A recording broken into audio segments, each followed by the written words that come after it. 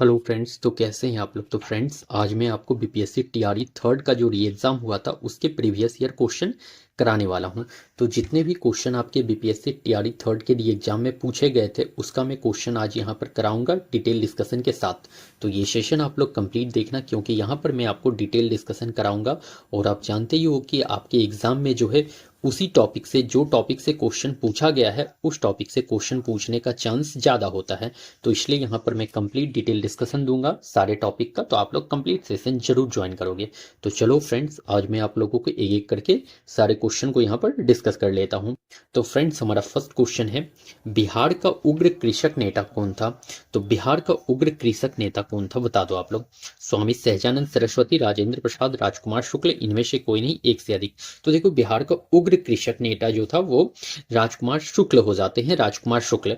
अब राजकुमार शुक्ल से एक बात याद रख लेना, ये 1917 के चंपारण सत्याग्रह के भी लीडर थे। क्या थे? तो 1917 के जो चंपारण सत्याग्रह हुआ था उसका भी लीडर ये थे।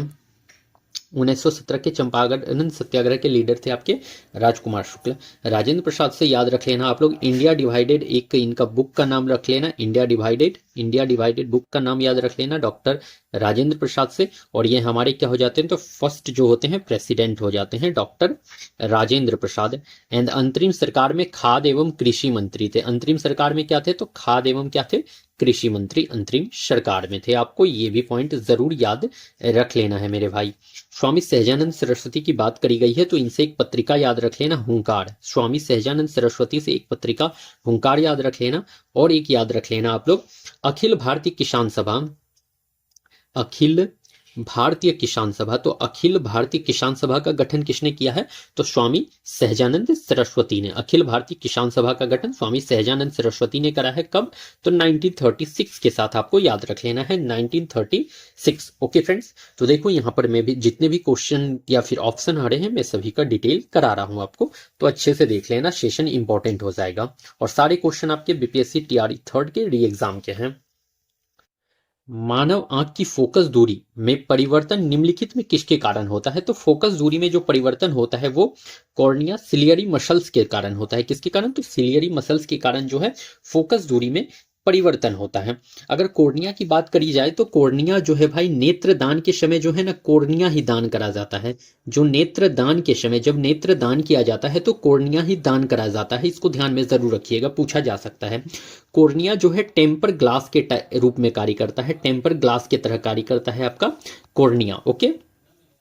अगर प्यूपिल की बात करी जाए तो पुपिल जो है इसी पुपिल के रास्ते ही हमारे जो आंख में जो है लाइट जो है प्रवेश करता है। तो इसी रास्ते से क्या होता है, तो आंख में लाइट प्रवेश करता है, आंख में प्रकाश प्रवेश करता है।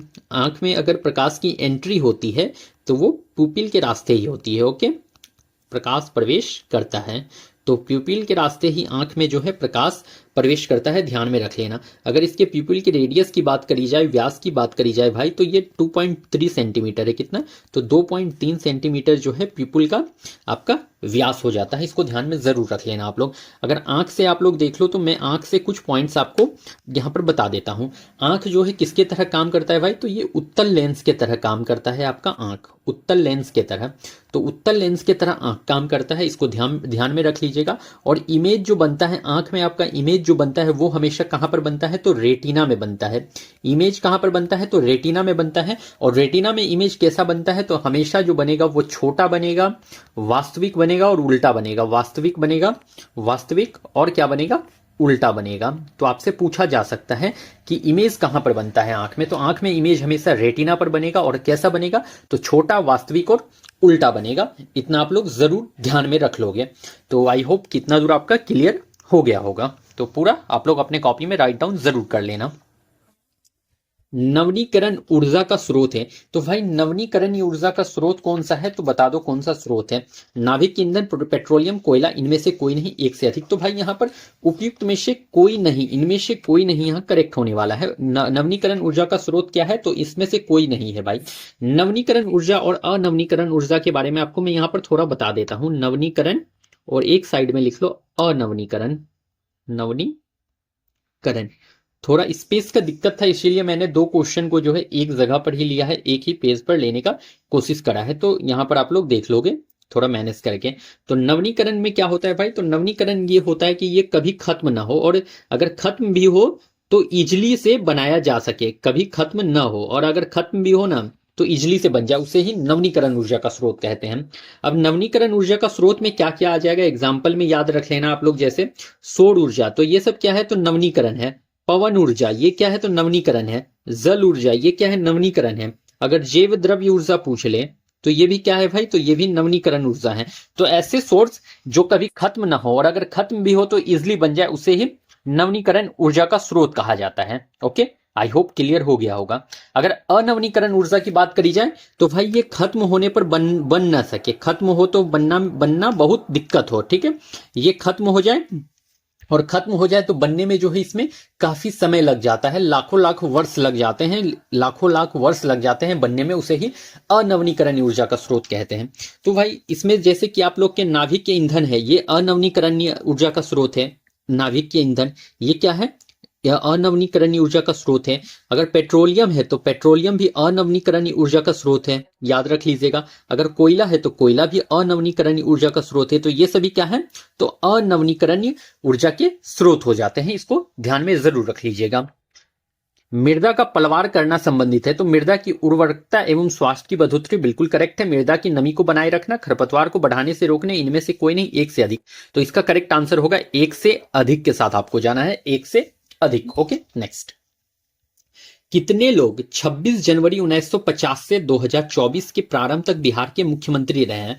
तो 26 जनवरी 1950 से लेकर के 2024 के स्टार्टिंग तक तो है बिहार के कितने लोग मुख्यमंत्री रहे? तो भाई वो 23 लोग रहे। कितना, 23 लोग बिहार के मुख्यमंत्री रहे। और अभी जो हमारे मुख्यमंत्री हैं कौन है, तो नीतीश कुमार जो है हमारे बिहार के मुख्यमंत्री हो जाते हैं। नीतीश कुमार, मिस्टर नीतीश कुमार जो है आपके बिहार के मुख्यमंत्री हो जाते हैं, याद रख लीजिएगा। पृथ्वी एवं सूर्य के बीच की अधिकतम दूरी, तो पृथ्वी और सूर्य के बीच की अधिकतम दूरी जो होता है वो उपसौर होता है, ग्रीष्म संक्रांति होता है अपसौर। तो भाई पृथ्वी और सूर्य के बीच का अधिकतम दूरी को अपसौर कहा जाता है। क्या कहा जाता है, तो पृथ्वी और सूर्य के बीच का अधिकतम दूरी को अपसौर कहा जाता है। और ये अपसौर कब होता है, तो ये 4 जुलाई को जो है पृथ्वी और जो सूर्य के बीच में अधिकतम दूरी होता है।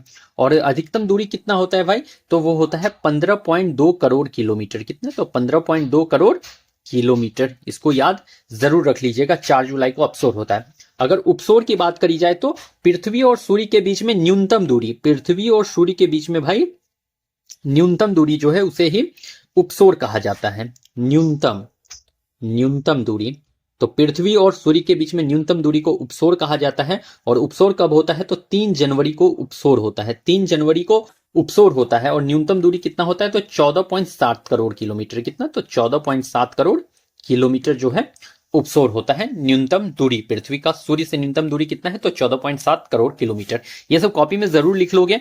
अगर मान लो इस बार अपसौर पूछा है तो नेक्स्ट टाइम में भी कि उपसौर पूछ लिया जाए। तो इसलिए एक एक पॉइंट को ध्यान से देखना है भाई। मैं यहाँ पर आपके लिए डिटेल डिस्कशन लेकर आया हूँ, मेहनत करके आया हूँ, तो आप लोग भी इसका फायदा जरूर उठाओ। मे भी कि जो क्वेश्चन मैं बता रहा हूँ वही आपको डायरेक्ट छपा हुआ दिख जाए आपके एग्जाम में, तो इससे बेहतर क्या हो सकता है। तो पूरा क्वेश्चन जरूर देखें। और हो सकता है कि आज का सेशन आपका लंबा हो जाए, क्योंकि यहाँ पर मैं डिटेल डिस्कशन कर रहा हूँ कंप्लीट क्वेश्चन का। जितने भी जीके जीएस के क्वेश्चन आपके टीआरई थर्ड के लिए एग्जाम में पूछे थे सारा यहाँ पर कंप्लीट कराऊंगा। तो हो सकता है कि आज का सेशन थोड़ा लंबा हो जाए, तो आप लोग पेशेंस रख के पूरा सेशन को जरूर देखना, ठीक है। यही उम्मीद करते हुए मैं अब आगे बढ़ता हूं। शांत घाटी किस राज्य में स्थित है, तो शांत घाटी अगर बात करी जाए तो ये केरल में स्थित है मेरे भाई। शांत घाटी केरल में। जैसे साइलेंट वैली, तो साइलेंट वैली कहाँ है भाई, तो केरल में। शांत घाटी साइलेंट वैली कहाँ, तो केरल में है साइलेंट वैली। अगर इसमें बात करी जाए आपका कि क्या कहते हैं उसे, मध्य प्रदेश की बात करी जाए तो मध्य प्रदेश में जंगल वन जो है सबसे ज्यादा, वन क्या है, तो सर्वाधिक है। वन अगर सर्वाधिक पूछ ले कि सबसे ज्यादा कहाँ है, तो मध्य प्रदेश में। मध्य प्रदेश में एक महोत्सव याद रख लीजिएगा, मांडू महोत्सव। मांडू महोत्सव कहाँ मनाया जाता है, तो मध्य प्रदेश में होता है मांडू महोत्सव। अगर केरल की बात करी जाए तो केरल में लिटरेसी रेट जो है भाई, लिटरेसी रेट क्या है, तो लिटरेसी रेट जो है वो सबसे हाई है। लिटरेसी रेट सबसे हाई कहाँ का है, तो केरल का है लिटरेसी रेट सबसे हाई, ठीक है। तो लिटरेसी रेट कहाँ का हाई है भाई, तो लिटरेसी रेट सबसे हाई है केरल का। इसको भी याद रख लीजिएगा जरूर। और शांत घाटी भी केरल में स्थित है। कांग्रेस समाजवादी दल की स्थापना हुई? तो कांग्रेस समाजवादी दल जुलाई 1934 नहीं, मई 1934 नहीं, जून 1934 नहीं। तो करेक्ट आंसर है इसमें इनमें से कोई नहीं। तो कांग्रेस समाजवादी दल की स्थापना आखिर हुई कब? तो भाई ये अक्टूबर 1934 में हुआ है। कब हुआ है? तो अक्टूबर 1934 में जो है कांग्रेस समाजवादी दल का स्थापना हुआ है, याद रख लेना। नेक्स्ट, ये छतरी लिखा गया यार, छितरे ये होगा, छितरे, छितरे हुए क्या है? तो छितरे हुए वृक्ष वाले घास के मैदान कहलाते हैं। तो छितरे हुए वृक्ष वाले घास के मैदान क्या कहलाते हैं, ये पूछ रखा है आपसे। तो छितरे हुए वृक्ष वाले घास के मैदान कृषि वन, सवाना, वर्षावन। तो भाई इसे शवाना कहा जाता है, शवाना, याद रख लीजिएगा। बिहार में वहाबियों की गतिविधियों का मुख्य केंद्र था। तो वहाबियों का गतिविधि का मुख्य केंद्र जो था वो बिहार में वो पटना था। कहां था?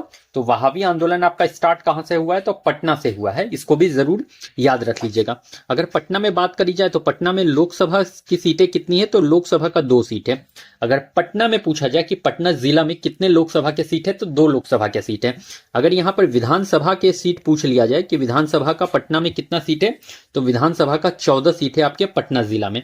और पटना में जो है आपके दाल जो है सबसे ज्यादा होता है, ये भी याद रख लीजिएगा। और पटना में जो है गंगा नदी का लंबाई सबसे ज्यादा है। गंगा नदी क्या है? तो सबसे ज्यादा जो है लंबी बहती है पटना में ही। गंगा नदी लंबी कहां पर बहती है? तो पटना में ही बहती है। कितना?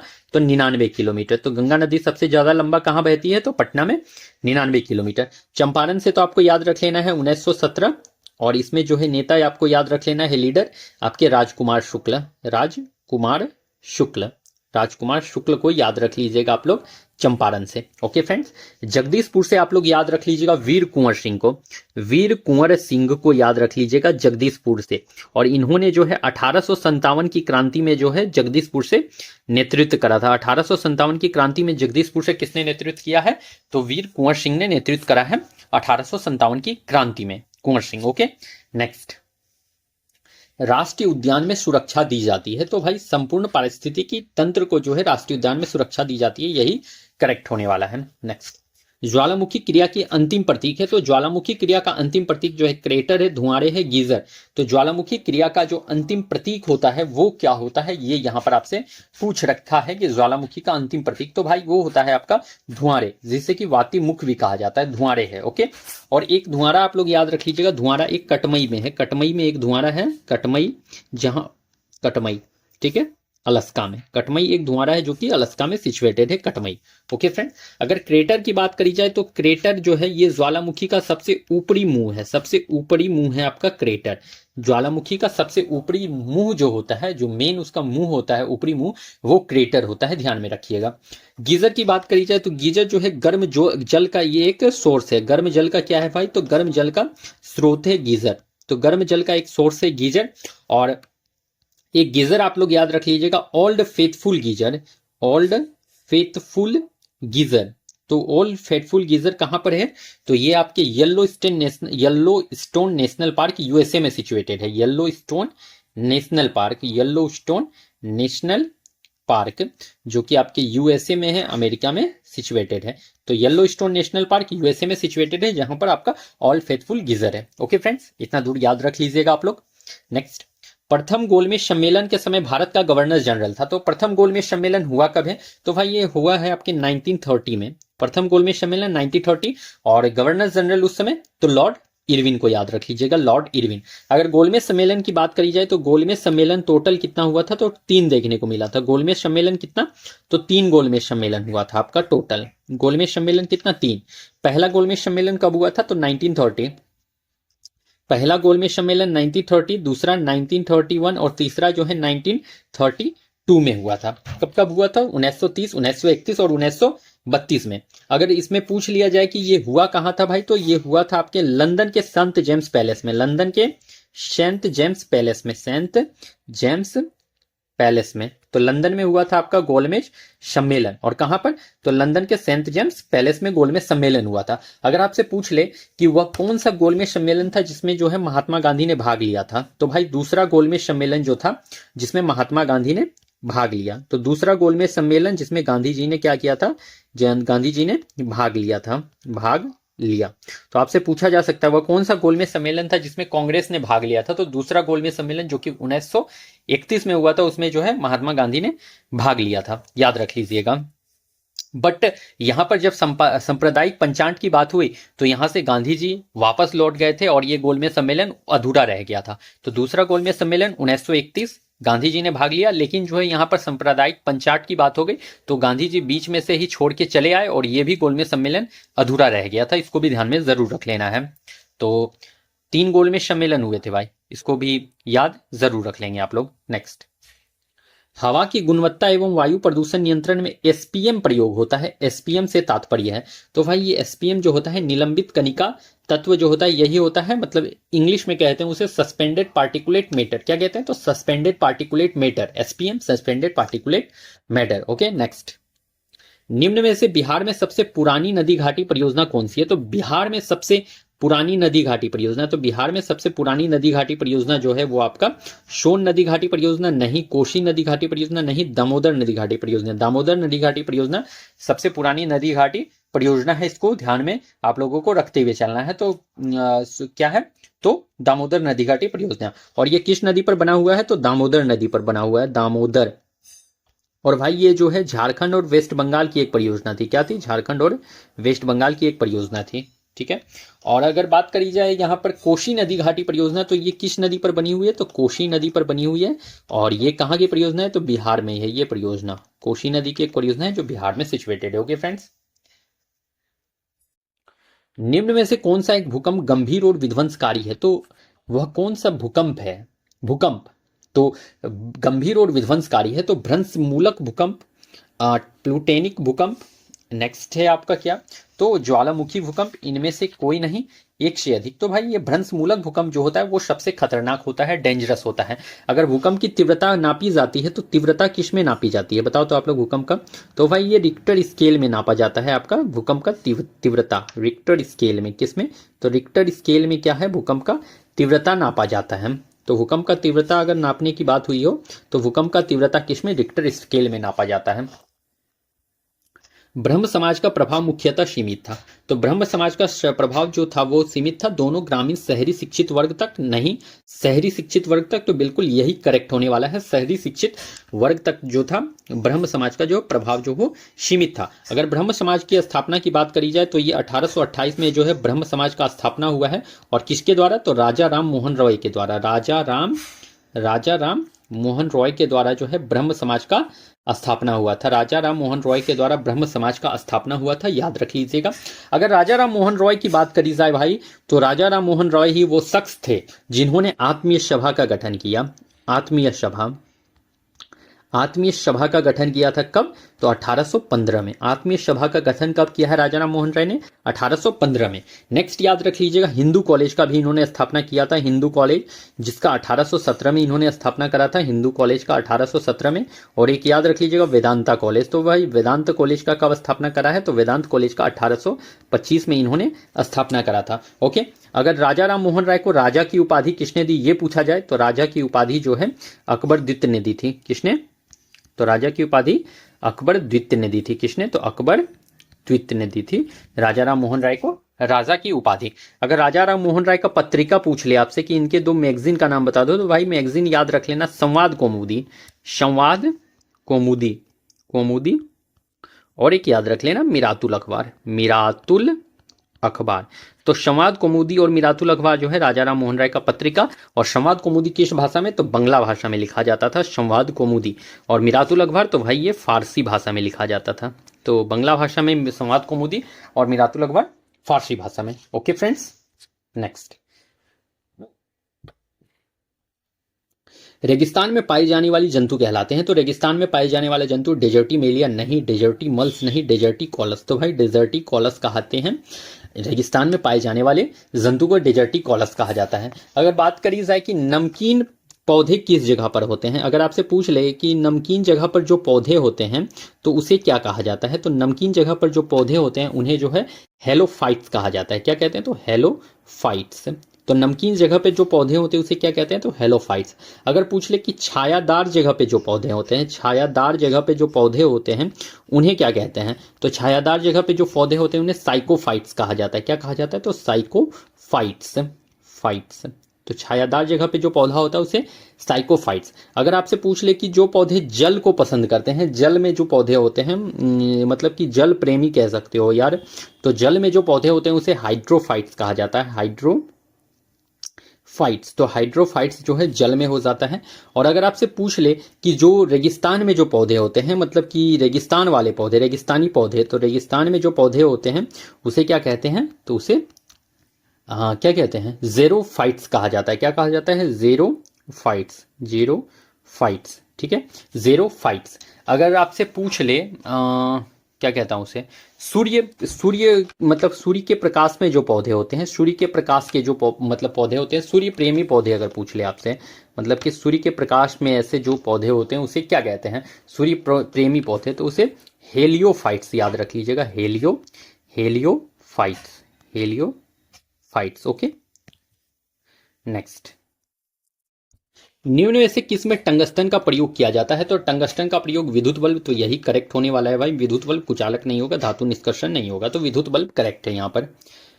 भारत के किस उत्तर पूर्वी राज्य में जनजातीय जनसंख्या की अधिकतम संकेंद्रण है, तो क्या पूछा है, भारत के किस उत्तर पूर्वी राज्य में जनजातीय जनसंख्या अधिक है, तो भाई वो मिजोरम में हो जाएगा आपका। मिजोरम करेक्ट यहां पर देखने को मिल जाएगा, क्या होगा, तो मिजोरम, ओके। नेक्स्ट, पर्वतीय क्षेत्रों में पक्षियों के अधिकाधिक प्रजातियां किस जंगल में निवास करती हैं, तो पर्वतीय क्षेत्र में अगर पूछ ले कि कहां पर जो है पक्षी निवास करता है, तो वो झाड़ियों के जंगल नहीं, बांस के जंगल नहीं, चीर के जंगल, तो भाई यही करेक्ट है, चीर के जंगल में जो है पक्षी जो है निवास करता है ज्यादातर, ठीक है, पर्वतीय क्षेत्र में।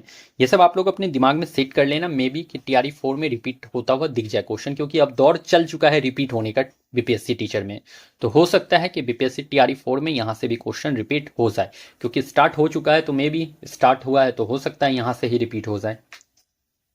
बंगाल के विभाजन को किसके कार्यकाल में वापस लिया गया, तो बंगाल विभाजन वापस जो है लॉर्ड हार्डिंग के कार्यकाल में लिया गया है 1911 में। अगर लॉर्ड कर्जन की बात करी जाए तो 1905 में जो है इनके टाइम पे क्या हुआ था, बंगाल विभाजन हुआ था। बंगाल विभाजन हुआ था आपके 1905 में लॉर्ड कर्जन के टाइम पर, ओके। अब मैं यहाँ पर बंगाल विभाजन आपसे डिस्कस कर लेता हूं। अगर मान लो आपसे पूछ ले बंगाल विभाजन का घोषणा कब हुआ था भाई, तो घोषणा अगर पूछ ले तो बंगाल विभाजन का घोषणा तो 20 जुलाई 1905 को क्या हुआ था, 20 जुलाई 1905 को बंगाल विभाजन का घोषणा हुआ था। 20 जुलाई 1905 को बंगाल विभाजन का घोषणा। अगर बंगाल विभाजन लागू पूछ ले कि कब हुआ, तो लागू हुआ है 16 अक्टूबर 1905। कब, तो 16 अक्टूबर 1905, 16 अक्टूबर 1905 को बंगाल विभाजन लागू। और 16 अक्टूबर को जो है जिस दिन लागू हुआ उस दिन को किस दिवस के रूप में मनाया गया, ये भी क्वेश्चन पूछा जाता है कि बंगाल विभाजन के दिन को किस दिवस के रूप में मनाया जाता है, तो उसे शोक दिवस के रूप में मनाया जाता है। शोक दिवस के रूप में मनाया जाता है। मैत्री दिवस के रूप में मनाया जाता है। मैत्री दिवस के रूप में मनाया जाता है। जन एकता दिवस के रूप में मनाया जाता है। जन एकता दिवस के रूप में मनाया जाता है। रक्षा बंधन दिवस के रूप में मनाया जाता है। रक्षा बंधन दिवस के रूप में मनाया जाता है। रक्षा बंधन दिवस के रूप में मनाया जाता है। तो ये 4 दिवस आप लोग नेम याद जरूर रखेंगे। अच्छा, अगर पूछ ले कि बंगाल विभाजन के समय जो है बंगाल के गृह सचिव कौन थे, बंगाल के गृह सचिव, तो भाई बंगाल विभाजन के समय बंगाल के गृह सचिव कौन थे, ये भी पूछा जा सकता है। तो याद रख लेना आप लोग कि रिजले जो थे वो गृह सचिव थे। अगर पूछ ले बंगाल विभाजन के समय जो है लेफ्टिनेंट गवर्नर कौन थे बंगाल के, तो बंगाल विभाजन के समय बंगाल के लेफ्टिनेंट गवर्नर कौन थे, तो लीथ फ्रेजर याद रख लीजिए आप लोग। लीथ फ्रेजर जो थे वो बंगाल के लेफ्टिनेंट गवर्नर थे, Leith Fraser. Okay friends, next, Bankim Chandra Chatterjee के उपन्यास आनंद मठ प्रकाशित किया गया, तो आनंद मठ कब प्रकाशित किया गया है, तो 1882 में। और ये आनंद मठ किस पे बेस्ड था भाई, तो ये बेस्ड था आपके सन्यासी विद्रोह पर। आनंद मठ किस पे बेस्ड है, तो सन्यासी विद्रोह पर बेस्ड है आपका आनंद मठ, ओके। अगर बंकिम चंद्र चटर्जी की बात करी जाए तो इन्होंने ही आपको वंदे मातरम भी लिखा है। वंदे मातरम, तो वंदे मातरम किसने लिखा, तो भाई बंकिम चंद्र चटर्जी ने ही लिखा है वंदे मातरम। निम्न में से कौन भारत की सबसे लंबी नहर कहलाती है, तो भारत की सबसे लंबी नहर जो है वो इंदिरा गांधी नहर, इसको याद रख लीजिएगा। निम्न में कौन नीले लिटमस को लाल में बदल देगा? तो नीला को लाल में बदलने का बात हुआ है, तो नीला को लाल में।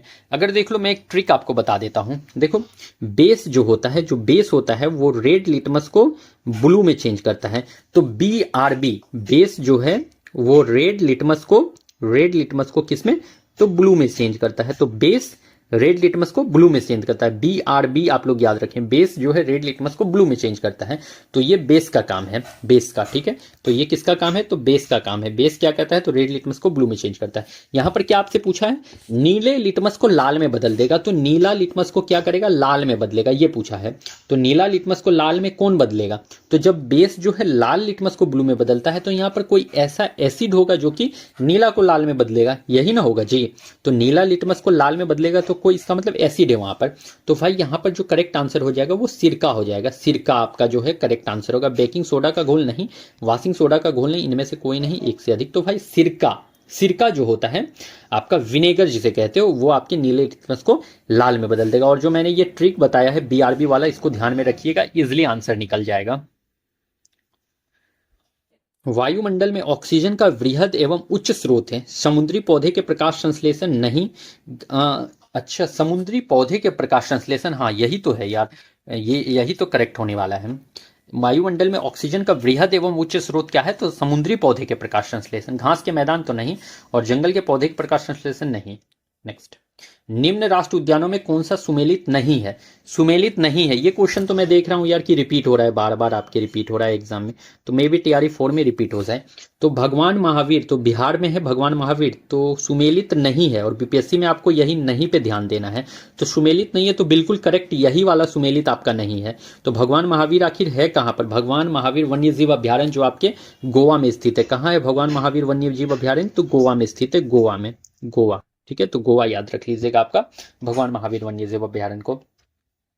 अगर यहां पर देखा जाए तो बलपक्रम जो है आपके मेघालय में करेक्ट है, और गुइंडी जो है ये तमिलनाडु में, ये भी करेक्ट है आपका। तो गलत कौन सा था? तो A नंबर आपका यहां पर जो है वो सही मैच नहीं था, A number he. Okay, next, Delhi के लाल किला में आजाद हिंद फौज का प्रसिद्ध मुकदमा हुआ। तो आजाद हिंद फौज का प्रसिद्ध मुकदमा जो हुआ था वो 1946 नहीं, 1944 नहीं, 1945 में देखने को मिला था। ओके फ्रेंड्स, नेक्स्ट, ग्रीनविच माध्य समय से भारतीय मानक समय कितना आगे रहता है? तो ग्रीनविच माध्य समय GMT, ग्रीनविच माध्य समय से भारतीय मानक समय जो है, भारतीय मानक समय, ग्रीनविच माध्य समय GMT से भारतीय मानक समय IST पूछा है कितना आगे रहता है? तो 6 घंटा नहीं, 5 घंटा नहीं, 5.5 घंटा आगे रहता है, 5.5 घंटा। हो सकता है कि TRE 4 में ये क्वेश्चन आपको देखने को मिल जाए। नेक्स्ट, बाढ़ को रोकने के लिए सबसे उत्तम विधि है। तो बाढ़ को रोकने के लिए वन रोपण यही सबसे उत्तम विधि है। वनोन्मूलन, चराई नहीं भाई, इनमें से कोई नहीं, एक से अधिक। तो भाई वन रोपण करेक्ट होने वाला है, वन रोपण। और ये भी बार बार रिपीट होता हुआ मुझे दिख रहा है, TRE 4 में रिपीट हो सकता है। लंदन में सर कर्जन वाइली की हत्या किसने की थी? सर कर्जन वाइली, तो सर कर्जन वाइली की हत्या किसने की है? उधम सिंह, मदनलाल धिंगरा। तो मदनलाल धिंगरा ने लंदन में जो है कर्जन वाइली की हत्या करी थी। किसकी? तो कर्जन वाइली की उधम सिंह, मदनलाल धिंगरा ने करा है कर्जन वाइली का हत्या। अगर उधम सिंह की बात करी जाए तो इन्होंने जो है आपके जलियांवाला बाग हत्याकांड में मतलब जलियांवाला बाग हत्याकांड से रिलेटेड थे एक जनरल ओ डायर। कौन? तो जनरल ओ डायर की इन्होंने हत्या करी है, जनरल ओ डायर का हत्या किसने किया है? उधम सिंह ने। और लंदन में जाकर इन्होंने हत्या किया था, लंदन में। तो जनरल ओ डायर का हत्या किसने किया है? तो उधम सिंह ने लंदन में किया है। और ये जनरल ओ डायर वही शख्स हैं जिन्होंने जलियांवाला बाग हत्याकांड में जो है गोली चलाने का आदेश दिया था। तो जलियांवाला बाग हत्याकांड से जुड़े हुए थे जनरल डायर, जो कि आपके गोली चलाने का आदेश दे दिया था। और इसके बाद उधम सिंह उसमें उस गोलीकांड में बच गए थे, और इन्होंने जाकर लंदन में जनरल ओ डायर का हत्या कर दिया। ओके फ्रेंड्स, किस क्षेत्र को चीन अपना पवित्र क्षेत्र होने का दावा करता है? तो चीन अपना पवित्र क्षेत्र होने का दावा जो है ताइवान, तो इसको तो करता ही है। मकाओ को नहीं करता है, तिब्बत, तो तिब्बत को भी करता है। तो इनमें से कोई नहीं, एक से अधिक यहाँ करेक्ट आंसर होगा। ओके फ्रेंड्स, नेक्स्ट, देश में मतदाता सत्यापित कागज लेखा परीक्षण विचरण VVPAT निम्न में से किस वर्ष अस्तित्व में आया? तो VVPAT जो है वो अस्तित्व में जो आया था वो 2014 में नहीं, 2012 नहीं, 2013 में अस्तित्व में आया था। कब? तो 2013 अस्तित्व में आया था। नेक्स्ट, प्राचीन भारतीय धातु कर्म का आश्चर्य लोह स्तंभ स्थित है। तो भाई आश्चर्य लोह स्तंभ जो स्थित है वो दिल्ली में स्थित है, तो बिल्कुल यही करेक्ट होने वाला है। दिल्ली में आश्चर्य लोह स्तंभ जो है वो स्थित है आपका दिल्ली में। अगर यहाँ पर पुणे से देख लिया जाए ऑप्शन, तो पुणे में जो है होम रूल आंदोलन स्टार्ट करा था बीजी तिलक ने। होम रूल आंदोलन बाल गंगाधर तिलक ने स्टार्ट करा था। बीजी तिलक यहाँ पर शॉर्ट में दे देता हूं। तो होम रूल आंदोलन किसने शुरू करा है? तो बीजी तिलक ने शुरू करा है पुणे से 1916 में, ठीक है। और कहां से शुरू किया था होम रूल आंदोलन? तो पुणे से स्टार्ट करा था होम रूल आंदोलन बाल गंगाधर तिलक ने 1916 में। ऐसे होम रूल आंदोलन से जो है एनी बेसेंट भी जुड़ी हुई थी, बट वो जो है ये बाल गंगाधर तिलक के बाद जो है एनी बेसेंट होम रूल आंदोलन स्टार्ट करी है। बट भारत में जो है होम रूल आंदोलन पहले स्टार्ट किसने किया है?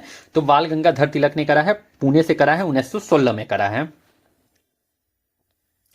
शीत ऋतु में तमिलनाडु के तटीय क्षेत्रों में वर्षा होने का कारण है। तो शीत ऋतु में तमिलनाडु के क्षेत्र में वर्षा होने का कारण है दक्षिण पश्चिमी मानसून नहीं, पश्चिमी विक्षोभ नहीं, लौटते हुए दक्षिण पश्चिम मानसून के कारण जो है तमिलनाडु के क्षेत्र में वर्षा होता है ठंडे के टाइम पर, शीत ऋतु में। ओके, इतना याद रख लीजिएगा।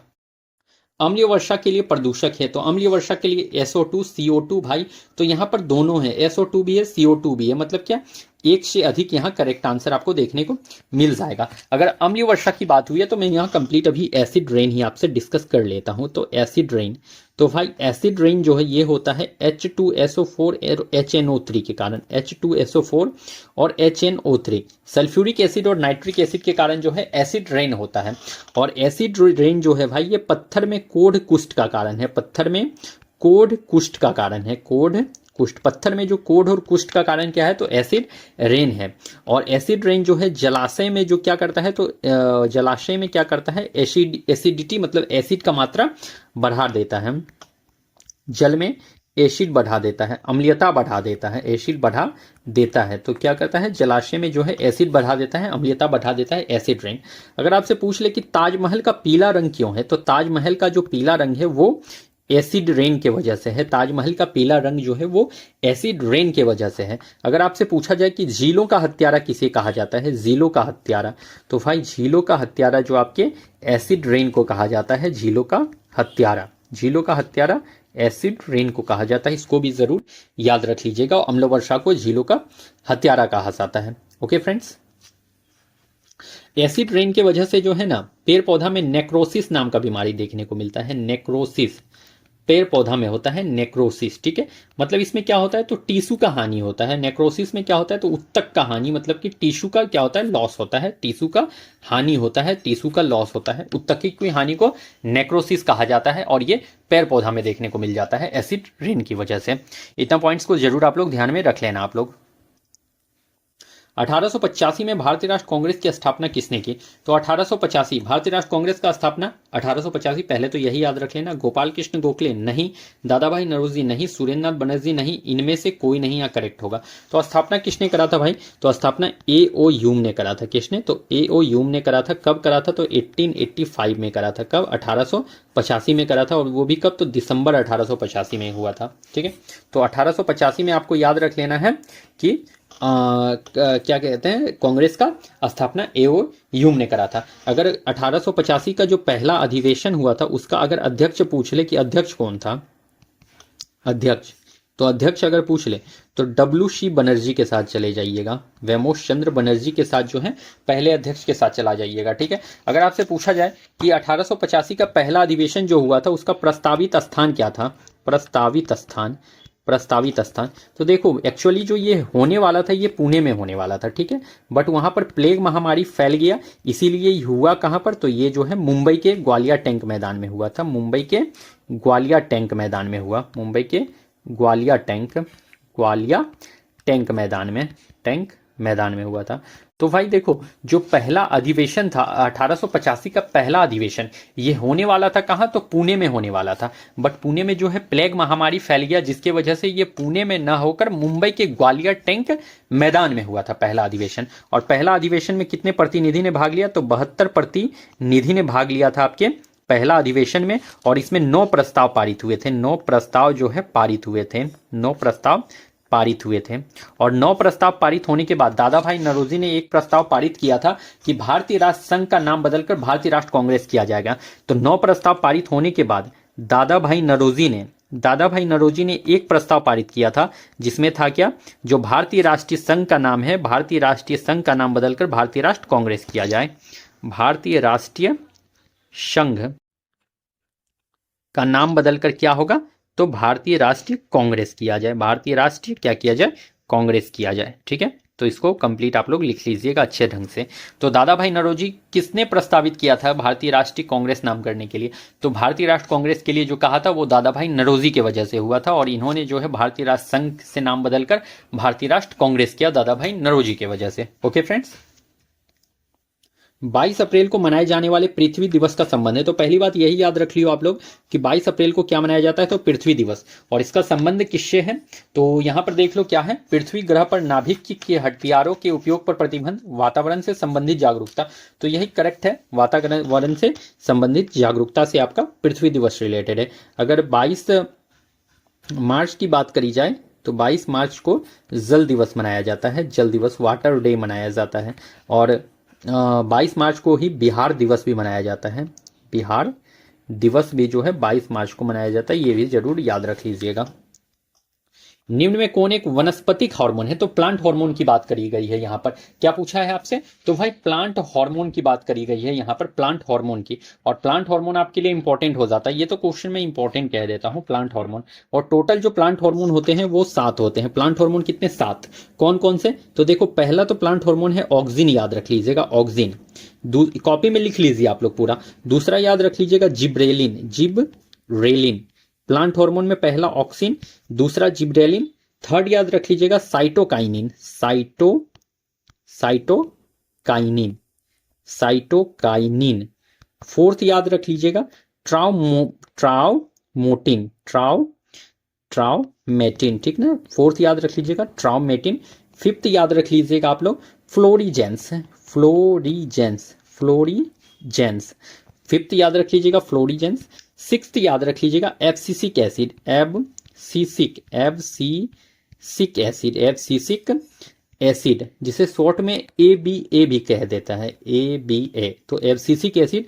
और सेवंथ में याद रख लीजिएगा एथिलीन, एथिलीन, एथिलीन, ठीक है। तो ये 7 जो है आपके प्लांट हार्मोन है, और सातों का सातों आपको याद रख लेना है। तो इनमें से प्लांट हार्मोन को है इंसुलिन नहीं है, एस्ट्रोजन नहीं है भाई, साइटोकाइनिन है plant hormone. Okay, next, ozone के बारे में कुछ तथ्य है। यह वायुमंडल की अत्यधिक अस्थायी गैस है। नेक्स्ट यहां पर क्या दिया हुआ है, यह मध्य मंडल में पाई जाती है, तो नहीं। यह उच्च तरंगदैर्घ्य के विकिरणों को अवशोषित करती है, तो नहीं, इनमें से कोई नहीं, तो यही करेक्ट होने वाला है। अब ओजोन की बात करी गई है, तो ओजोन के बारे में सुन लो। ओजोन जो है O3 है भाई, O3 है ओजोन। और ये कहां पर पाया जाता है, तो ओजोन जो है आपके समताप मंडल में पाया जाता है, समताप मंडल में ओजोन पाया जाता है, समताप मंडल में ओजोन पाया जाता है। अगर ओजोन का यूनिट का बात करा जाए कि ये किस यूनिट में नापा जाता है, तो ओजोन जो है डॉब्सन यूनिट में मापा जाता है, डॉब्सन, जिसे शॉर्ट में डीबी का कहते हो। तो डॉब्सन ओजोन का यूनिट क्या है, तो डॉब्सन है ओजोन का यूनिट, और इसे शॉर्ट में डीबी कहा जाता है। अगर ओजोन परत की एवरेज मोटाई की बात करी जाए, तो एवरेज मोटाई जो ओजोन परत का होता है वो 300 mm का होता है, 300 mm का होता है, या 3 dB भी कह सकते हो आप। तो ओजोन परत का एवरेज मोटाई कितना, तो 300 mm, या 3 डॉप्सन कह सकते हो। अगर ओजोन छिद्र पूछ ले कि कितना ओजोन छिद्र, तो देखो भाई, अगर जो है ओजोन परत का मोटाई जो है 200 mm रह जाए, 200 mm रह जाए, या 2 dB डॉप्सन रह जाए, तो उसे ओजोन छिद्र कहा जाता है। अगर ओजोन परत का मोटाई 200 mm रह जाए, तो उसे ओजोन छिद्र कहा जाता है। ओके, ओजोन छिद्र कहा जाता है। अगर आपसे पूछ ले कि ओजोन छिद्र जो है अस्पष्ट कहां पर दिखाई देता है, अस्पष्ट कहां पर दिखाई देता है, तो बिल्कुल विजिबल कहां पर है भाई ओजोन छिद्र, जो ओजोन छिद्र स्पष्ट दिखाई देता है वो अंटार्कटिका में दिखाई देता है, अंटार्कटिका में दिखाई देता है, और सितंबर से अक्टूबर के मंथ में दिखाई देता है। तो आपसे ये भी पूछा जा सकता है कि ओजोन छिद्र स्पष्ट कब दिखाई देता है, तो अंटार्कटिका में दिखाई देता है, और सितंबर से अक्टूबर के मंथ में दिखाई देता है। आई होप इतना दूर आपको ओजोन के बारे में क्लियर हो रखा होगा, तो कंप्लीट आप लोग अपने कॉपी में जरूर लिख लेना। भारत के संविधान की प्रस्तावना न्याय की गारंटी देता है। इसका तात्पर्य है कि भारत अपने जनमानस को अनुमति देता है, तो कुछ मूल अधिकार रखने की, बिल्कुल यही करेक्ट आंसर है, कुछ मूल अधिकार रखने की। बाकी बात जो भी है इधर काट दो, ये सब नहीं है मेरे भाई। नेक्स्ट, रासायनिक भाषा में मोर्चा जंग क्या है? तो देखो जंग अगर पूछ ले आपसे, मोर्चा जिसे जंग कहते हो, मोर्चा जंग जो है आपका हाइड्रेटेड फेरस नहीं, केवल फेरिक ऑक्साइड नहीं, हाइड्रेटेड फेरिक ऑक्साइड है। Okay friends. लाइकेन में शैवाल एवं कवक, तो देखो लाइकेन में क्या क्या होता है, तो शैवाल और कवक जो है वो दोनों जुड़ा होता है और इसे ही लाइकेन कहा जाता है। तो लाइकेन में क्या होता है भाई, शैवाल और कवक होता है। तो इसमें इस रिश्ते को क्या कहा जाता है, तो रिश्ता को कहा जाता है आधशयोग नहीं, सहोपकारिता। तो भाई यही कहा जाता है म्यूचुअलिज्म जिसे कहते हो, म्यूचुअलिज्म जिसे कहते हो सहोपकारिता कहते हैं। ओके नेक्स्ट, निम्न में से कौन सा दक्षिण से उत्तर की ओर हिमालय पर्वतमाला का सही क्रम है? तो देखो हिमालय पर्वतमाला का अगर सही क्रम पूछ लिए तो पीर पंजाल, जास्कर, लद्दाख, काराकोरम, तो ये नहीं है। पीर पंजाल, जास्कर, लद्दाख, कारा, अच्छा हाँ यही तो है। पहले आ जाता है आपका पीर पंजाल, तब जास्कर, तब लद्दाख, तब काराकोरम। हाँ बिल्कुल यही करेक्ट है, मेरे दिमाग से उतर रहा था। काराकोरम, लद्दाख, जास्कर, पीर पंजाल। काराकोरम, लद्दाख, जास्कर, ये तो नहीं होना है। लद्दाख, लद्दाख तो पहले आना नहीं है भाई, खत्म। तो पीर पंजाल, जास्कर, लद्दाख, कारा, हाँ बिल्कुल यही करेक्ट है। ऑप्शन नंबर ए ही बिल्कुल करेक्ट होने वाला है, option number A. Okay friends. निम्न में से कौन एक खाद्य श्रृंखला है? घास, मछली और गाय, तो घास को मछली खाती है, तो बिल्कुल नहीं। घास, खरगोश और हाथी, खरगोश को हाथी नहीं। घास, हिरन और बाघ, हाँ तो बिल्कुल घास को हिरन खाएगा और हिरन को बाघ खाएगा, और यही एक खाद्य श्रृंखला को करेक्ट रूप से दिखा रहा है। भारतवर्ष के प्रथम निर्विरोध एवं सर्वसम्मति से निर्वाचित राष्ट्रपति कौन थे? तो निर्विरोध अगर राष्ट्रपति पूछ ले आपसे तो डॉक्टर राधाकृष्णन नहीं, राजेंद्र प्रसाद नहीं, नीलम संजीव रेड्डी के साथ चले जाइएगा। नेक्स्ट, निम्न में से कौन अंतःस्रावी ग्रंथि नहीं है? अगर अंतःस्रावी ग्रंथि नहीं पूछा है कि अंतःस्रावी ग्रंथि नहीं है, तो पिट्यूटरी, तो भाई ये तो एक अंतःस्रावी ग्रंथि है। लैक्रिमल, जो लैक्रिमल होता है ये एक अंतःस्रावी ग्रंथि नहीं है। लैक्रिमल जो है वो अंतःस्रावी ग्रंथि नहीं है। यहां पर मैं आपको एक्सोक्राइन और इंडोक्राइन के बारे में बात कर लेता हूं, एक्सोक्राइन और इंडोक्राइन के बारे में, ग्लैंड के बारे में बात कर लेता हूं। एक्सोक्राइन और इंडोक्राइन, अंतःस्रावी और बाह्यस्रावी के बारे में। अगर एक्सोक्राइन की बात करी जाए तो भाई इसमें जो डक्ट होते हैं वो क्या होते हैं, तो प्रेजेंट होते हैं, डक्ट इसमें प्रेजेंट होते हैं, याद रख लीजिएगा। और ये सीक्रेट क्या करते हैं, तो ये सीक्रेट करते हैं एंजाइम को सीक्रेट करते हैं, एंजाइम ये निकालते हैं, एंजाइम। तो जो एक्सोक्राइन ग्लैंड है वो एंजाइम को निकालते हैं, ठीक है। और अगर इसमें एग्जांपल आप देख लो कि एक्सोक्राइन ग्लैंड में कौन कौन आते हैं, तो सेलिवरी ग्लैंड जो होते हैं, सलाइवरी ग्लैंड जो होते हैं वो एक्सोक्राइन ग्लैंड होते हैं। श्वेत ग्लैंड जो होते हैं, श्वेत ग्लैंड, ये भी एक्सोक्राइन ग्लैंड होते हैं। लैक्रिमल जो होते हैं, लैक्रिमल ग्लैंड, जो अश्रु ग्रंथि होते हैं भाई, लैक्रिमल ग्लैंड, तो ये भी एक्सोक्राइन होते हैं। अगर लीवर की बात करी जाए तो लीवर भी जो है एक्सोक्राइन ग्लैंड होते हैं। अगर एंडोक्राइन की बात करी जाए तो ये डक्टलेस ग्लैंड होते हैं, इसमें जो है डक्ट जो है अब्सेंट होता है, डक्टलेस ग्लैंड होता है। और ये सीक्रेट क्या करते हैं, तो हार्मोन सीक्रेट करते हैं, हार्मोन, ठीक है। पूरा कंप्लीट आप लोग लिख लेना। इसमें एग्जांपल में देख लो, जैसे कि टेस्टिस अगर पूछ ले तो टेस्टिस एंडोक्राइन है। ओवेरी अगर पूछ ले तो ओवेरी एंडोक्राइन ग्लैंड है। अगर पिट्यूटरी पूछ ले कि पिट्यूटरी ग्लैंड कौन सा है, तो एंडोक्राइन ग्लैंड है। अगर थायराइड ग्लैंड पूछ ले कि थायराइड ग्लैंड कौन सा ग्लैंड है, तो थायराइड एंडोक्राइन है। पीनियल ग्लैंड पूछ ले तो पीनियल ग्लैंड भी आपका एंडोक्राइन ग्लैंड है। तो मैंने यहाँ पर एक ही पेज में जो है पूरा कंप्लीट एक्सोक्राइन एंडोक्राइन समेटने की कोशिश करी है। तो देखना आप लोग, कोशिश करना, इसको आप लोग भी अच्छे ढंग से अपने नोट्स में बना लेना, इंपॉर्टेंट हो जाएगा आपके लिए।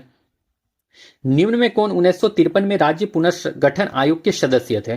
तो राज्य पुनर्गठन आयोग के सदस्य हृदयनाथ कंद्रू करेक्ट है, फजल अली करेक्ट है, के.एम. पनिकर करेक्ट है, इनमें से कोई नहीं गया।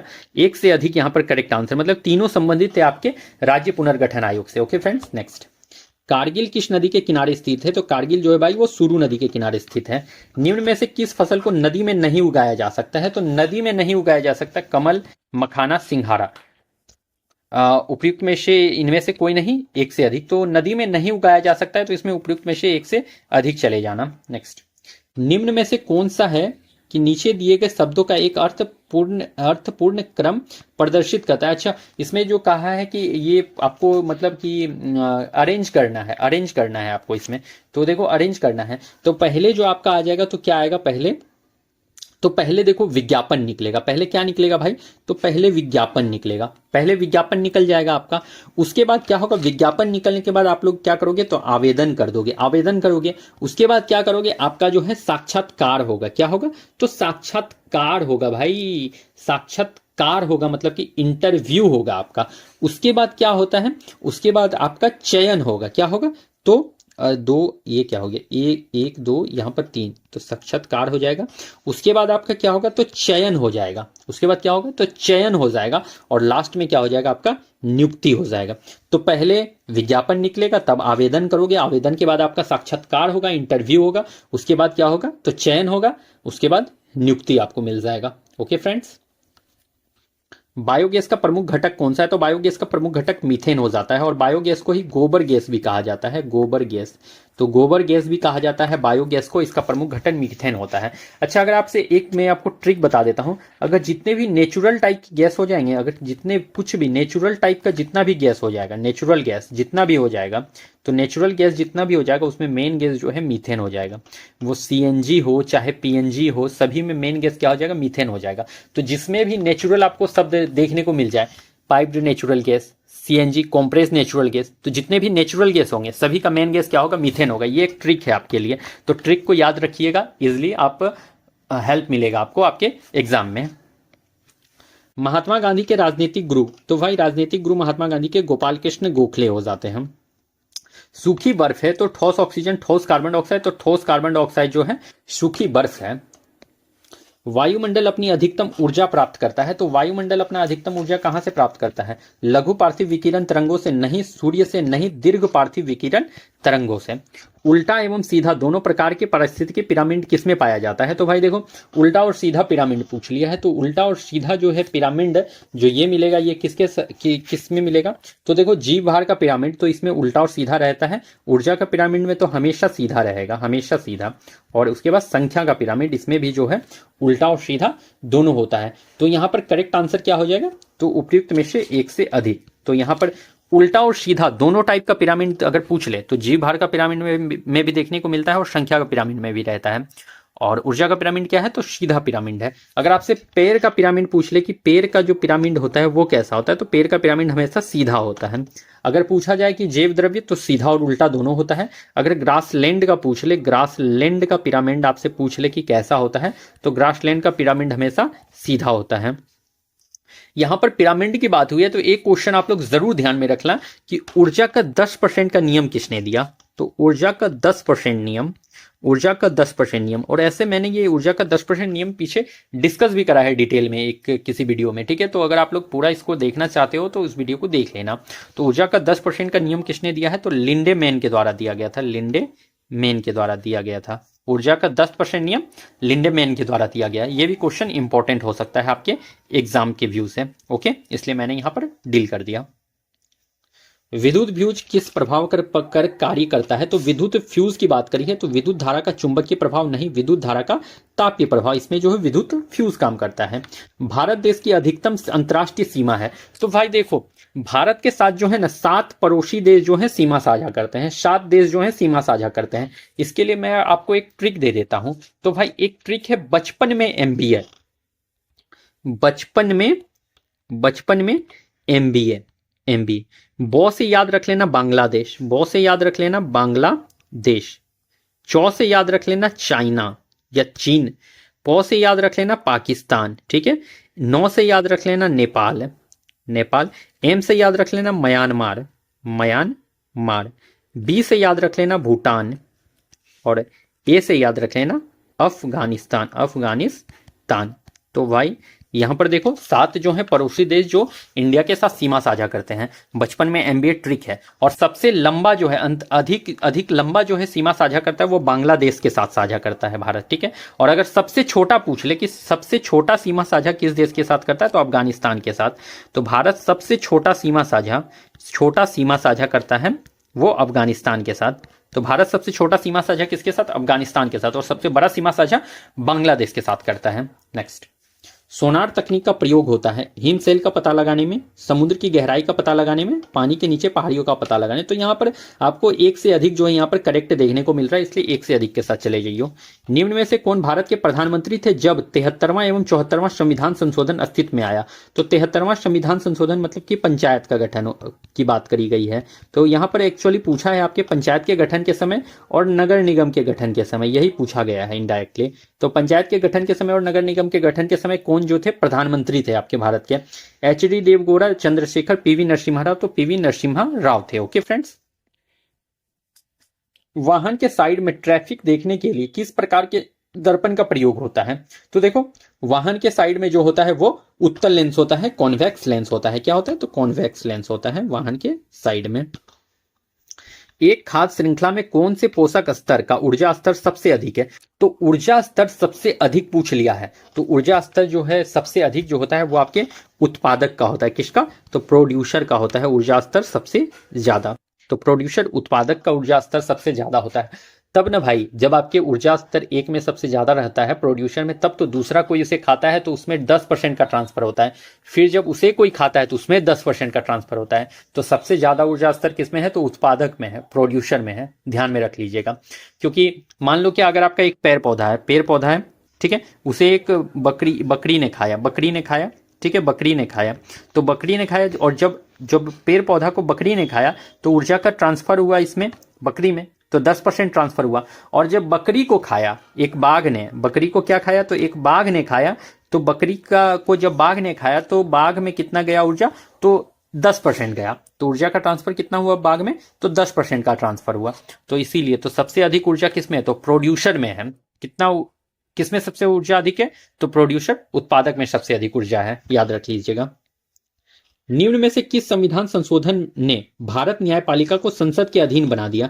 तो भाई देखो, ये 43वां संविधान संशोधन नहीं, 40वां संविधान संशोधन नहीं, 42वां संविधान संशोधन, याद रख लीजिएगा। और 42वां संविधान संशोधन से एक बात और याद रख लीजिएगा कि संविधान में जो है 3 शब्द जोड़े गए। कौन कौन से शब्द? समाजवादी, धर्मनिरपेक्ष, समाजवादी, धर्मनिरपेक्ष और अखंडता शब्द जोड़ा गया। अखंडता, तो समाजवादी, धर्मनिरपेक्ष और अखंडता शब्द जोड़ा गया 42वां संविधान संशोधन के तहत संविधान में। ओके फ्रेंड्स, याद रख लीजिएगा। निम्न में से कौन सा गर्म खून का प्राणी है? गर्म खून का प्राणी पूछा है तो मगरमच्छ नहीं, मछली नहीं, दादू टॉड नहीं, एक से अधिक नहीं भाई, इनमें से कोई नहीं यहाँ करेक्ट होने वाला है। गर्म खून का प्राणी अगर पूछा है तो गर्म खून के प्राणी में सिंपल सा याद रख लीजिएगा कि जितने भी 4 चेंबर हार्ट जिसके भी होंगे, 4 चेंबर हार्ट जिसके भी होंगे वो गर्म खून के प्राणी होंगे, वार्म ब्लडेड एनिमल होंगे। 4 चेंबर हार्ट जिसमें भी होगा वो गर्म खून का प्राणी होगा। अब जैसे कि आप लोग फॉर एग्जांपल याद रख लो ना, जितने भी पक्षी होंगे, जितने भी मैमल्स आएंगे, ये सभी क्या है? तो ये सभी गर्म खून के वार्म ब्लडेड एनिमल्स हो जाते हैं। Okay friends, next. तो फ्रेंड्स, जितना भी आपका टीआरई थर्ड री एग्जाम में क्वेश्चन पूछा गया था जीके जीएस का, सारा मैंने कंप्लीट कराया है डिटेल डिस्कशन के साथ। तो आप लोग इस सेशन को कंप्लीट पूरा देख लीजिएगा, लाइक कमेंट शेयर जरूर कीजिएगा अगर पसंद आए, और इस सेशन को ज्यादा से ज्यादा शेयर कीजिएगा ताकि जो आपके जो फ्रेंड्स हैं उनको भी इसका बेनिफिट मिल सके। क्योंकि क्वेश्चन जो है इन्हीं सभी टॉपिक से देखने को मिलेगा। जो क्वेश्चन पूछ लिया है बीपीएससी, वहां से क्वेश्चन तो कंफर्म 100% बता रहा हूं कि वहां से क्वेश्चन पूछेगा। तो इसीलिए शेयर कर देना, फायदा उन्हें भी मिल जाएगा और आपको भी फायदा मिल जाएगा। तो चलो फिर मैं मिलता हूं कल आप लोगों से किसी नेक्स्ट वीडियो में अच्छे कंटेंट के साथ। तब तक के लिए आप लोगों को thank you and best of luck.